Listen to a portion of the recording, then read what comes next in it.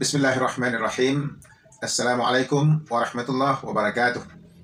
Pemirsa Optima TV dimanapun Anda berada, moga-moga Anda tetap sehat walafiat. Amin ya rabbal alamin. Kali ini kita akan membicarakan tentang satu penyakit yang kita sebut dengan sinusitis. Dalam saluran pernafasan kita, dari hidung atau mulut sampai ke paru-paru, ada beberapa penyakit yang menggerogoti saluran pernafasan tersebut. Di antaranya asma yang sudah kita bahaskan, yaitu gangguan penyempitan saluran pernafasan di paru-paru, di bronchial tube. Ada lagi yang kita sebut dengan bronkitis. Bronkitis yaitu serangan kuman yang banyak di tangkai paru-paru atau di bronchial tube kita. Dan yang ketiga yaitu serangan kuman atau bakteria di bahagian sinus kita, di bahagian pernafasan kita bahagian atas, yaitu di kawasan dalaman hidung kita. Setiap udara yang masuk untuk kita bernafas, baik melalui hidung atau melalui mulut, udara tersebut sangat banyak mengandungi kuman-kuman yang akan menyebabkan penyakit kepada kita. Jadi oleh sebab itu Allah Subhanahu wa Ta'ala yang Maha Kuasa dan Maha Bijaksana menjadikan kawasan sinus kita ini, di bahagian dalam hidung kita ini ada rongga, yang mana di sekeliling rongga itu, di sekitar rongga itu banyak standby-nya antibodi kita, itu sel darah putih dan komponennya, dengan tujuan untuk membunuh semua kuman-kuman yang ingin masuk menyerang tubuh kita. Sekiranya antibodi ini mencukupi, tentaranya itu kuat, maka kuman-kuman tadi akan mati semuanya, sehingga yang masuk untuk bernafas adalah udara yang bersih. Seseorang itu akan selamat dari apapun penyakit yang menggerogoti saluran pernafasan, baik asma atau bronkitis atau sinusitis. Maka kali ini kita akan membicarakan sinusitis. Sinusitis ialah satu penyakit yang berlaku di kawasan hidung, di kawasan sinus, yaitu pernafasan kita bahagian atas dan bahagian luar, yaitu kuman-kuman yang tidak berhasil dibunuh oleh antibodi kita yang standby di dalam kawasan hidung, di kawasan sinus kita, maka kuman-kuman yang hidup ini akan memberikan perlawanan dan akan menyerang kita. Oleh sebab itu akan terjadilah adanya merasa bengkak di dalam hidung, yang menjadikan orang-orang tersebut yang terkena serangannya itu mungkin hidungnya tersumbat, atau ada polip di dalamnya, yaitu tempat perlawanan antara antibodi kita yang lemah dengan kuman-kuman, sehingga kuman menang, terjadilah polip tersebut. Dan ini akan menjadikan orang tersebut jadi sinusitis, satu penyakit yang menyerang bahagian luar pernafasan, di bahagian hidung kita ataupun di dalam sinus. Maka orang-orang yang terkena dengan sinus ini akan merasakan susah untuk bernafas, akan merasakan hidung tersumbat, akan merasakan bersin-bersin, akan merasakan juga susah beringus. Jadi ini merupakan gejala-gejala yang akan kita terangkan lebih lanjut sesudah ini. Apa penyebab sinusitis? Kita tahu sinusitis ya keredangan yang berlaku di dalam kawasan hidung atau sinus kita, yang menjadikan gejala-gejala seperti yang saya sebutkan tadi. Lalu penyebabnya apa?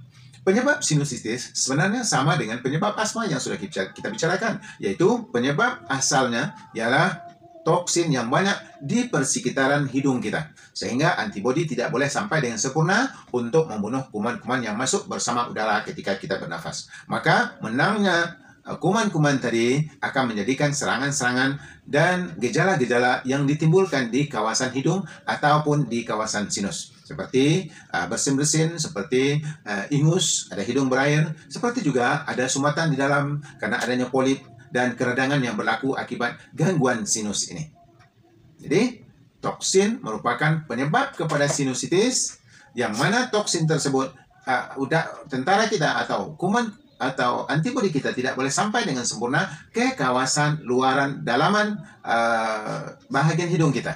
Jadi di kawasan hidung, bahagian dalamannya itu tidak bisa antibodi kita sampai dengan sempurna karena banyaknya toksin-toksin ini. Maka kelemahan antibodi di sekitar sinus ini, yang di kawasan hidung kita, akan menjadikan kuman-kuman yang masuk menang dalam perlawanannya. Maka terjadilah radang di kawasan saluran pernafasan bagian atas dan luar ini. Lalu gejala-gejala yang ditimbulkan oleh sinus ini, ada orang yang sinusitisnya parah. ya sering bersin-bersin. Ada orang yang sinusitisnya itu kurang, tidak seberapa. Apa yang membedakan antara kedua orang ini?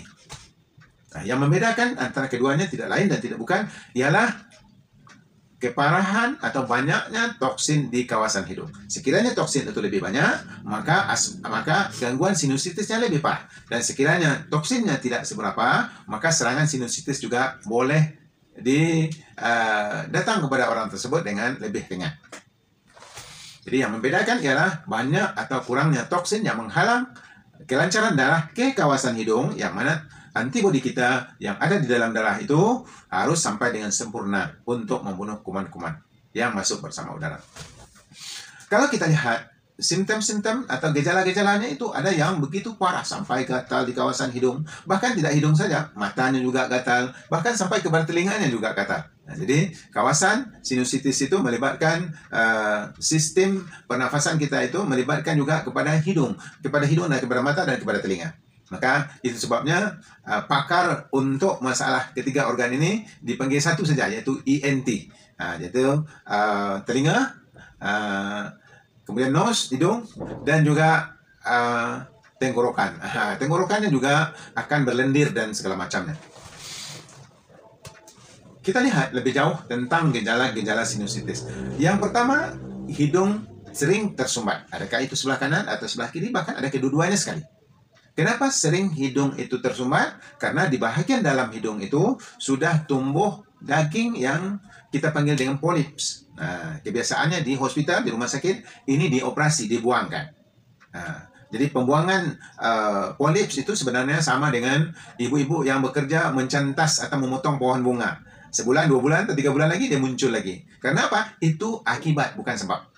Nah, sebabnya ialah toksin yang banyak. Harus toksinnya kita hindarkan, kita hilangkan.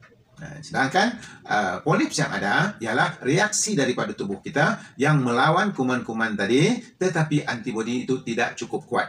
Maka terjadilah pembangkakan atau daging yang tumbuh yang seharusnya tidak ada. Dan daging itu pun tidak normal, merupakan gejala daripada penyakit-penyakit yang kita panggil sinusitis ini. Jadi itu salah satu. Yang kedua, kita lihat orang yang sinusitis ini sering bersin. Kenapa dia sering bersin? Dia bersin itu adalah merupakan self-healing capability yang ada dalam badan kita. Yaitu Allah Subhanahu Wa Taala memberikan satu kekuatan anugerah untuk membantu penyembuhan sendiri.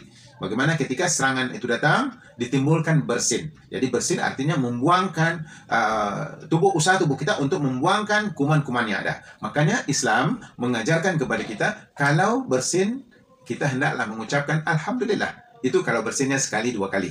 Jadi bersin yang sekali 2 kali itu baik untuk kita ketika itu. Itu membuangkan kuman penyebab kepada penyakit. Maka ketika terbuangnya itu kita dianjurkan untuk memuji Allah Subhanahu Wa Taala, yaitu dengan memberikan ucapan Alhamdulillahirabbil alamin. Tetapi kalau bersin itu sudah menjadi satu rutinitas tiap-tiap pagi, tiap-tiap hari, baik ketika cuaca dingin atau ketika banyak debu-debu, maka ini sudah jadi satu penyakit yang kita sebut dengan sinusitis tadi. Nah, perlu dibantu untuk menyembuhkannya. Artinya, tubuh badan kita menggerakkan sistemnya untuk terus bersin, tetapi tidak mencukupi, tidak berupaya untuk mengeluarkan kuman itu. Karena apa? Karena kumannya banyak dan antibodi kita lemah. Nah. Kemudian gejala lain kita lihat, ada yang sampai timbul di kawasan hidung nih, seperti putih-putih keluar nanah. Nah, jadi di Malaysia akan disebut penyakit ini dengan penyakit resdung. Jadi salah satu perawatannya ialah dengan membakar kain resdung itu. Dengan membakar itu tujuannya tidak lain adalah untuk memanaskan supaya kuman-kuman itu mati.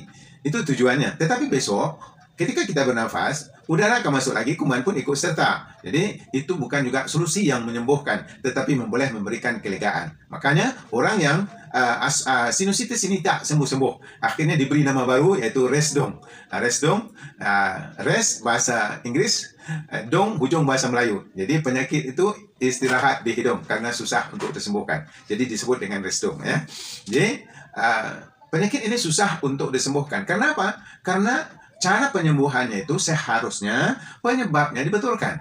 Barulah dia boleh sembuh dengan sempurna. Jadi seperti kita mengasap dengan batang resdung itu bukan membetulkan penyebabnya. Itu malah untuk meredakan akibatnya, yaitu adanya gangguan-gangguan kuman di kawasan hidung ini. Setelah kita panaskan, maka kuman itu diharapkan akan mati. Begitu juga dengan obat-obat yang lain. Dikatakan obat untuk alergi. Apakah hidung juga disebut dengan alergi? Kenapa? Karena tidak boleh sembuh. Jadi diberikan satu nama baru, yaitu alergi. Alergi artinya pencetusnya perlu dihindarkan.